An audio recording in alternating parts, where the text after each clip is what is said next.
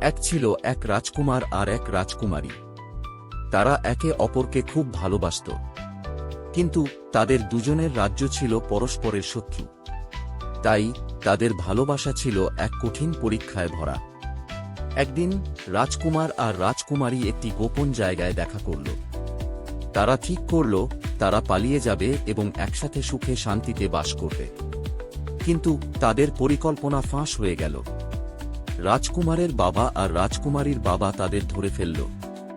রাজকুমার আর রাজকুমারী তাদের বাবাদের কাছে তাদের ভালোবাসার কথা জানালো।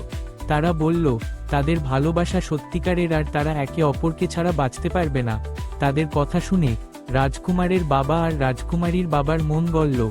তারা তাদের শত্রুতা ভুলে গিয়ে তাদের সন্তানদের বিয়ে দিল।